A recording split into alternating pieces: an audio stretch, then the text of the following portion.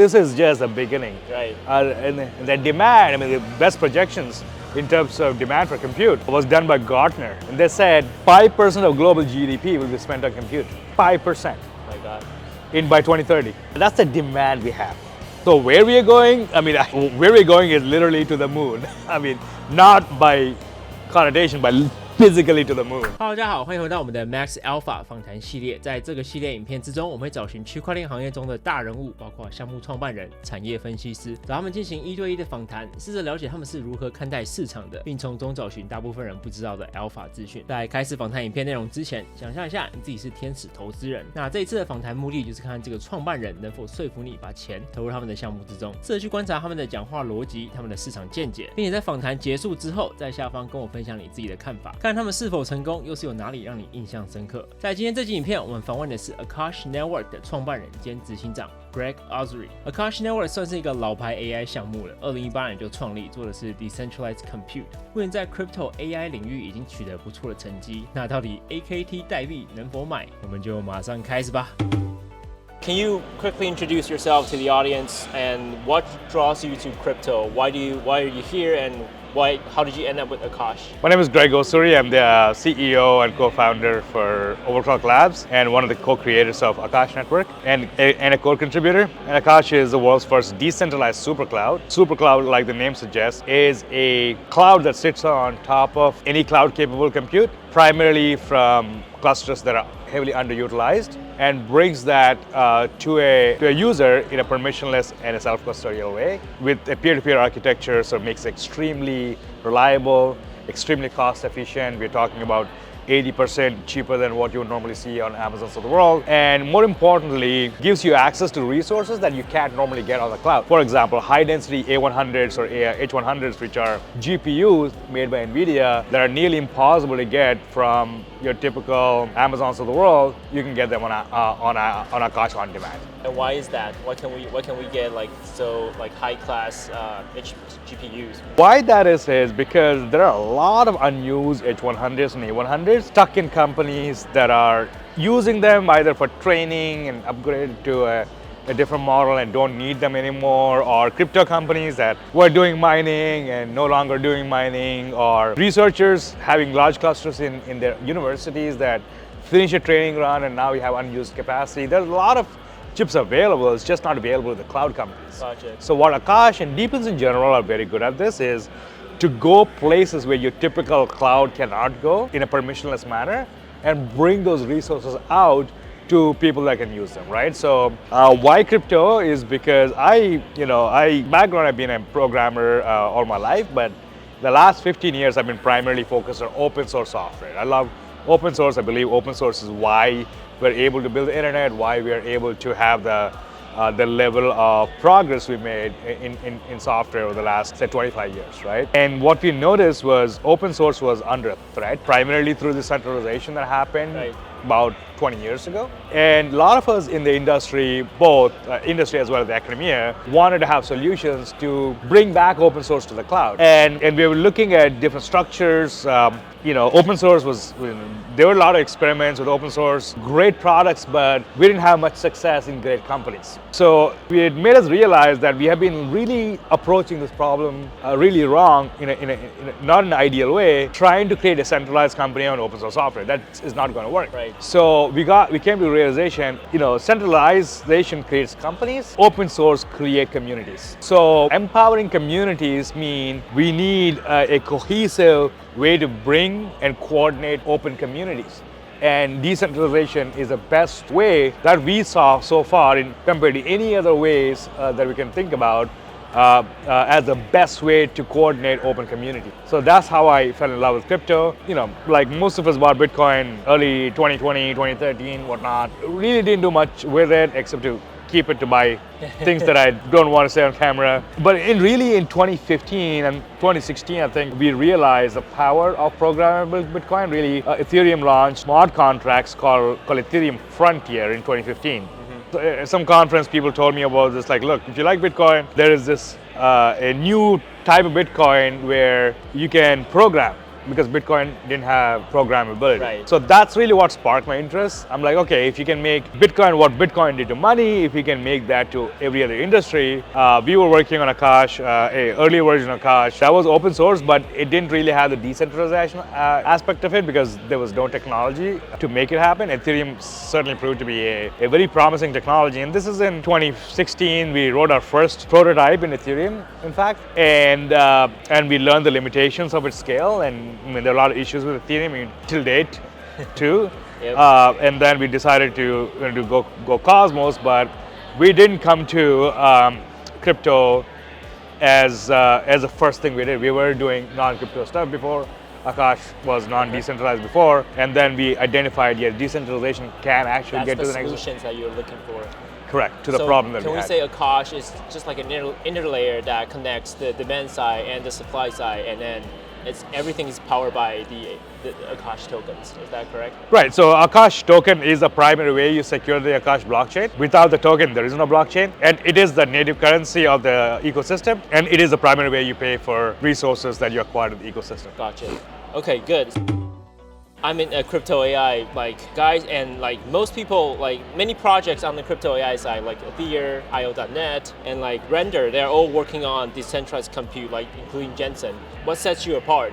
What's your biggest moat when you're competing with other projects? Well, Akash is the first one. We launched in we wrote the paper in 2018. We launched in 2020. So a lot of them came after Akash. But where Akash is unique and is from a feature standpoint, Akash is the only one with a global orchestrator. What that means is Akash is general purpose cloud. It's not a machine-specific, application-specific cloud. So you can do a lot many things with Akash that you cannot do with regular services, right? Right. So IONET, for example, you cannot do inference. You cannot run a Docker container. You cannot run a database. You cannot get the storage that you need. So you have a large model that you want to fine-tune, you need a terabyte storage. You can't get a storage. You can't get an IP address. Maybe you want a unique port for your IP address. Maybe you want special networking. So it is not very useful for a lot of things. It's useful for one thing and only, at least that's what they claim. And besides all the problems with them spoofing numbers and all the other things, we don't really know what's there because it's closed source. Right. So I don't know how you can call closed source software decentralized, because if you cannot verify the source code, if you cannot verify anything, it is not decentralized. It's a SaaS application with a token. Aethir doesn't have a product yet, so I don't really know what is underneath the hood. They don't have any documentation as to how the product works. Last I heard is they bought a bunch of GPUs and they have a token. There's no one that I know actually use Aethir, so we don't know. Whereas Render has been around for a long time. I mean, I would say Render I think came around the same time as Akash came, but Render is for rendering. Right. Like 3D rendering. Specific use case. Application specific. Right. Again, it's not a general purpose compute.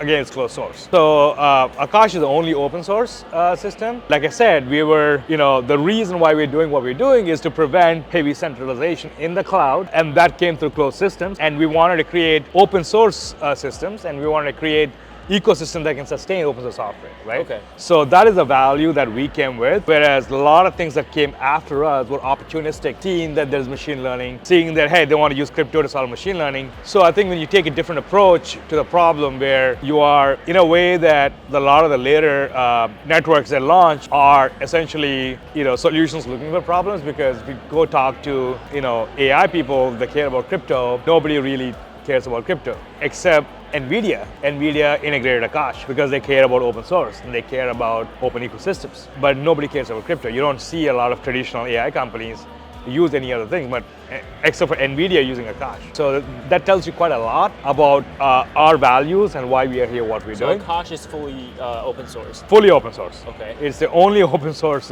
sadly, it's the only open source, quote unquote, decentralized. There's more, but... I mean, you'd think, right? You'd think decentralization, this is 2024, you would think decentralization, the bare minimum requirement. Well, we can talk about how your nodes are distributed, how your consensus, we can get into all that stuff, but the bare minimum requirement for any decentralized protocol is open source. So when that is, I think, under assault, I have problem accepting other solutions. There are, however, open source plays. There is Flux, which is also open source. There is Nosana, which is also open source. They don't nearly get the same level of attention some of the Ionets and Aethers get because, well, because you're open source, you cannot lie. You cannot hide anything. And there was a lot of evidence recently about Ionet falsifying their numbers, right? So why? Because they're closed source. You can basically say you cannot verify any other knowledge. I mean, Aether, again, say they have X amount of GPUs in their documentation, but can you actually see them on chain? You can. I'm not saying they're lying, but we don't know. So when you're closed source, you can project, whatever you want to project, and there's no way to verify. And as long as you have people that are willing to believe you, and as long as you throw in partnerships and you throw big exchanges. A lot of VC supporting them as well. Yeah, and a lot of terrible things that happen with FTX are happening again. A lot of times when you look at the failures of crypto are not because of open source software that failed. I mean, sure, there are cases that open source software failed, but at least they failed in public. Whereas the bigger risk for crypto is FTX and Celsius and all these closed source systems. Not enough transparency. There's no transparency. Right. There's no way to verify what someone said the claims were. If there was a way to verify FTX, we all would have done it, right? If there was a way to verify Celsius, we all would have done it. We would have prevented a big crash. And same thing is happening in DeepN. Closed source systems cannot be considered decentralized and cannot have a token. There's no way to know what the claims are real or not. Yep, agreed. So let's dive into Akash and how does it work. So let's say today I have one H100, one A100. I have Apple M3 chips. How do I participate into the Akash network? And can you walk me kind of step by step? How should I do? If you go to akash.network/providers, there's a lot of documentation there how to do it. But at a high level, you need something called Kubernetes. Akash is foundational built on Kubernetes. So you install Kubernetes on your computer, and then you install the Akash operator on the computer. And as long as you have a public IP address, it becomes a provider on the network. It's permissionless. You don't need to sign up. You need 5 AKT, I think, to make a bid as a requirement. But other than that, there's no one to ask permission from or any of that nonsense. Additionally, there's auditing. If you want to get an audit from an auditor, there are multiple auditors on the network. It's not a requirement, it's optional. And the reason why you want to get audited is you get more people trusting you. Unaudited providers are still operational, but people trusting an unaudited provider over audited provider is low because people don't know who you are, right? So that's how you mitigate the trust required. I see. So does Akash accept most the GPU and CPUs on the market, or do you guys prefer specific ones, or? There's no preference. You can put anything on Akash, it'll work. Okay. There is no, from a GPU standpoint, I think you can put either AMD GPUs or NVIDIA, obviously, NVIDIA GPUs, right? The Apple M1s are not that useful, to be honest with you, for machine learning. At least on a cluster scale, at a data center scale, I don't think they're supported yet. It has to be a Unix-based system, a Linux-based system. So you either need a VM running on your Windows machine. Right. It's fairly straightforward. And there are other things that are documentation will go into detail as to how you use them. And once you put them, tenants on the demand side that want to use these chips place an order on the blockchain, and you get to. And the provider will start bidding on that order. Yeah, provider get bid on the order. And as a user, you will be able to choose, I want to go with provider A because they have they're audited, they're fully transparency, and then go with that, right? Yeah, a tenant ultimately chooses what provider. You can go audited and unaudited, doesn't really matter. Okay. Some providers prefer audited over unaudited for obvious reasons. But if there's a resource crunch, people are okay, whatever, give me any GPU, right? So it's a free market, right? So, okay, gotcha, great. Looking ahead, what are Akash's main goal in the next 3 years, and how are you planning to achieve that? Our big goal right now, so next 2 years are going to be crazy, right? Let me give you a picture as to how the world looks like today. So today, to train GPT-4 on 25,000 A100s, the power requirement was 10 megawatt data center, right? So that's what last year. So next big, it increases by a half an order of magnitude every year. So that's about 5x. So next year, or this year, the latest and the greatest model requires 50 megawatt data center. Next year is going to be 250 megawatt data center. Yep. And a year after that is 1.2 trillion terawatt data center. Sorry, gigawatt. Apologies. 1 gigawatt data center is only possible with nuclear. It's possible with solar, but with solar, for a 1 square mile of solar panels, we can generate 2.2 terawatts, gigawatts, sorry. Apologies. I'm a little under the weather today. 2.2 gigawatts of power, but we cannot store them. Because the problem with solar is storage, it's not generation. And to store them, you got to put in batteries. Batteries get very hot. Then you need cooling for the batteries. So it becomes extremely expensive to do solar. Even though it's possible, we have the land. So people prefer nuclear because the only energy source that has continuous power. So in 2 to 3 years, you're going to see a lot of nuclear plants popping up in America. And they're going to go to places where there's regulation that's favorable. Right. Texas, not California, but California is, think of the power cost in California, it's double what you pay Texas. In Texas, because there's overregulation.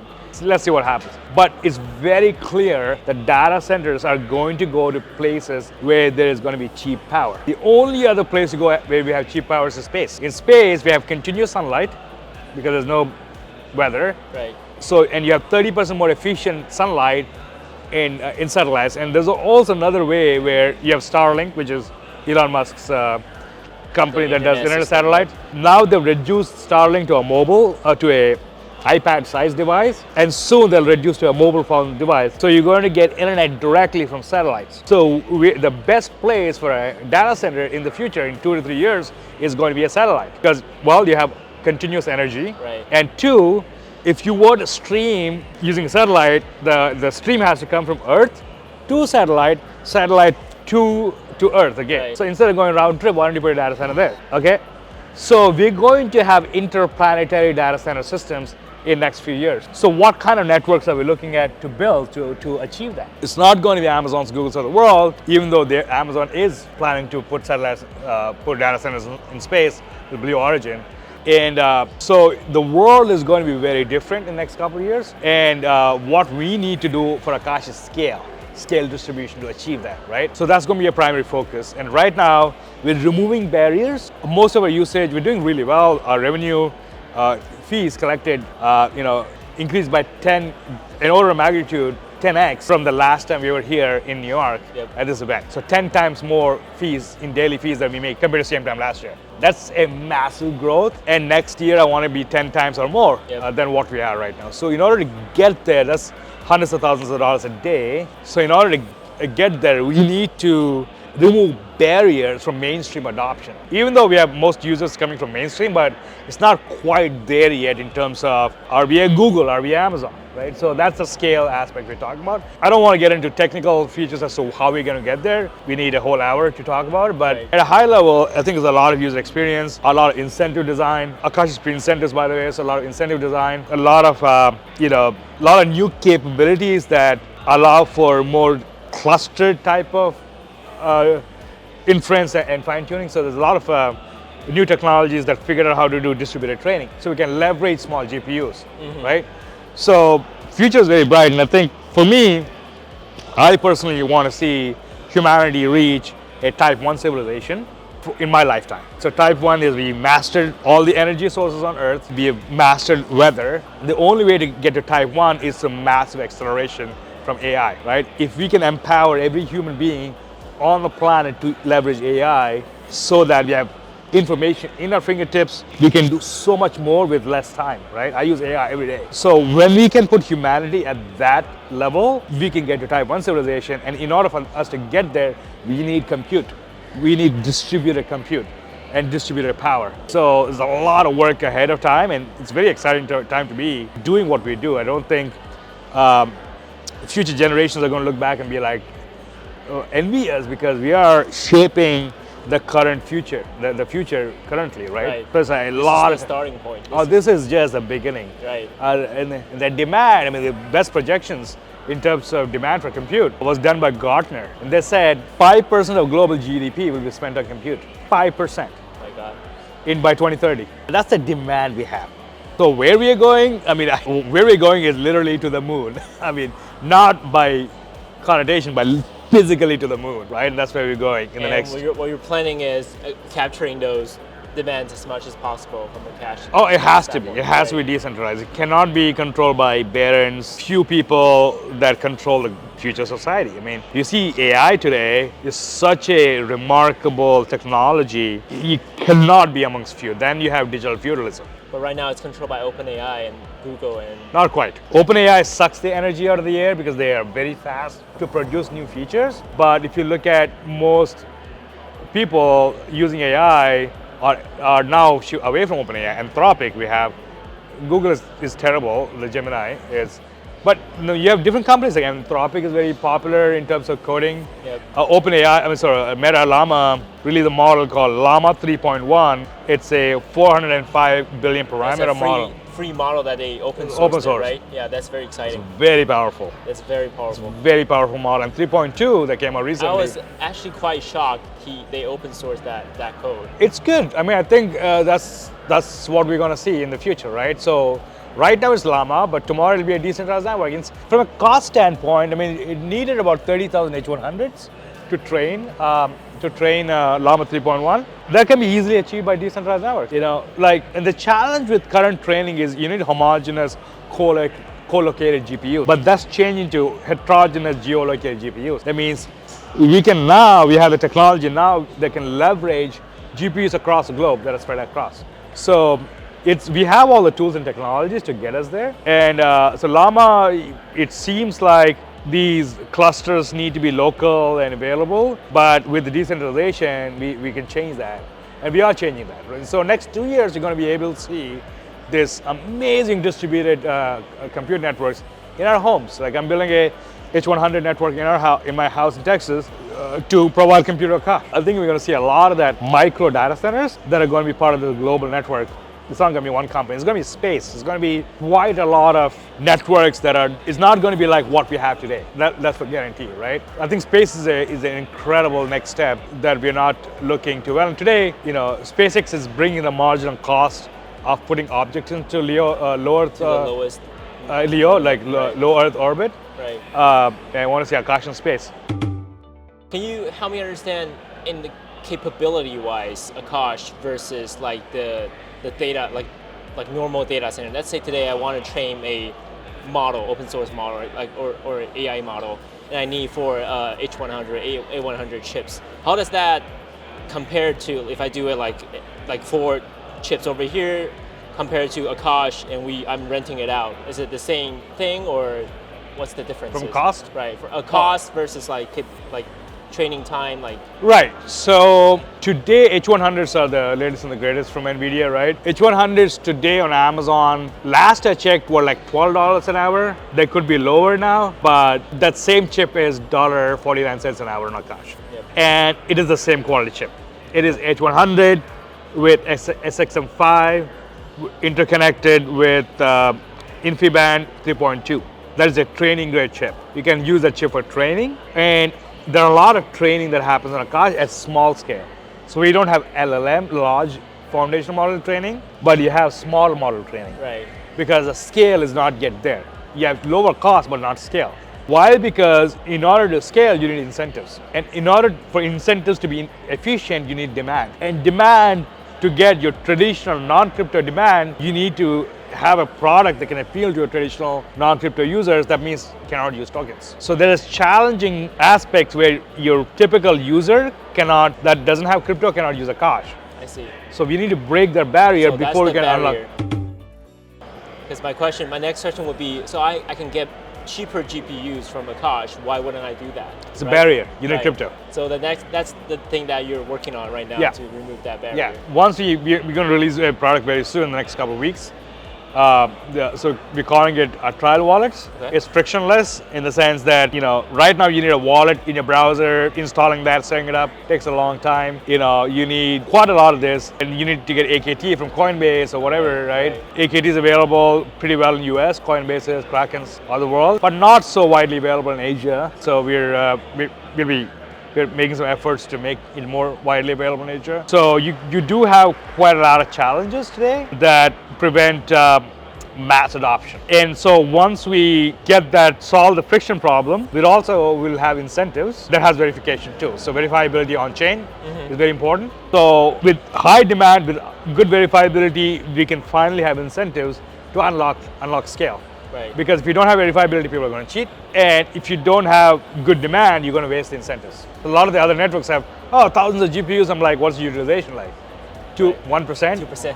What's the point of having 1,000 chips that you're paying for in reward that nobody uses? Well, the numbers look good, right? So we don't succumb to that sort of pressure or perceived pressure, as a matter of fact.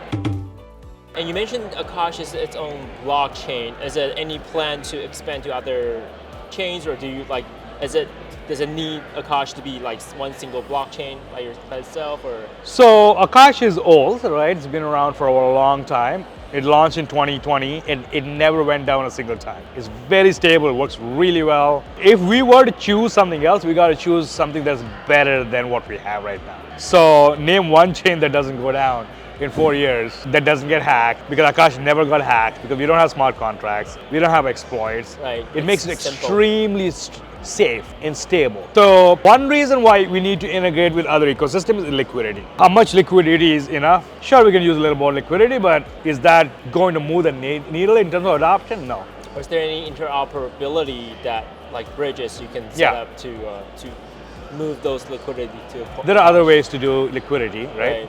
There are bridges, there are all kinds of things, and we're working on something with other good ecosystems we think we can have a positive impact on, but most users are not crypto users for Akash, and it cannot be. Nobody outside crypto cares about what chain you are on. Yeah. For them, they don't mind like using any chains. Yeah. Nobody asks Uber if they're hosted on AWS or Oracle or Google Cloud. Yep. It doesn't matter. Yep. Right? So do we need to do things that doesn't matter to our users? That's the question we keep asking ourselves every time we got to do, double restaking. I'm like, nobody cares about restaking outside crypto. Right. Sure, people make extra money, but that's not something we should be focused on. It should be a better product, a cheaper cost, and then just and distribution. Right. Your product, distribution, retention. These three are the most important things. A good product will get users. A good user base will get distribution. A good distribution may or may not get retention, but at least community. Retention is very important, right? Not losing users. So that sort of thing. So let's talk about partnerships, because partnerships are apparently very important. What is Akash's plan for partnership in the long term, and is there any particular ones you want to talk about that you can share? Well, Akash is partnered with the biggest company in the world, NVIDIA. It's not even partnered, it's integrated. We don't like to use the word partnerships because most partnerships in crypto are bullshit. Chainlink is partnered with 1,000 companies, right? And for some reason, it got so saturated that I talked to a lot of crypto founders and they say we have to make a partnership announcement every 2 weeks because we want to get attention. We took a different approach. We are famously not known for partnerships because we don't think lying to people is a good thing. It's really simple. You'll see strategic partnerships between this network, this network, a lot of inbreeding amongst themselves. Right? We believe in integrations. We believe in when we make an announcement, it's used and integrated. So last few weeks or months, we did 4 or 5 announcements. Every time we make an announcement, it gets the press. It gets CoinDesk or Cointelegraph or VentureBeat, like non-crypto publications writing about Akash, because they respect an announcement. It's not making an announcement every 2 weeks. Nobody cares. Right? So a lot of the new projects make this mistake of like following the Chainlink rulebook because that's how it worked, and general public have no idea, and they're just like, this partnership, that partnership, but ultimately you're all doing this just to get attention, and Akash doesn't do that. Akash the reason why Akash is where it is right now is because we took a route that is righteous to us, and deeply ask yourself, does it matter? So yeah, we have a lot of integrations coming up very soon. We are planning to make one integration every month. We're aggressive about it. Okay. Last integrations we did was NodeShift, we did Prime Intellect, we did Neural AI, Venice AI, and NVIDIA all happened this year. Right. These are real products. You can go to Venice and you can use Akash, and you can go to NVIDIA and you can use Akash. That gives us a lot of users, right? We're going to make a few announcements. Are we talking about the demand side or the supply side, or both? Demand mostly. Demand mostly, okay. We do have some interesting thing on supply side as well, but right now, like I said, supply is not an issue. It was an issue a year ago, but no longer an issue. The bigger issue is demand. Okay. So, and demand has to come through distribution. Like the best way to get demand is through distribution, but with distribution, you may not have control over the user, right? So we are making investments both in ensuring our product can capture the user directly, as well as we have distributors like NVIDIA's of the world that we can upsell more product on top, right? So it's two-pronged approach, and that's why I don't like partnerships, the word partnerships. I think integrations is better. And when you talk about integration, it's you actually going there and then just trying to help them set up with Akash Network. And Yeah, it goes both ways, do right? it. They come to us go to them. Right. But ultimately, when they see the value, then hey, you have access to GPUs. Yeah, it's a good Sign value. me up. I like it. Let's end there. Well, Awesome. thank you for your time today. That's good. Thank you so much. Thank you. Appreciate it.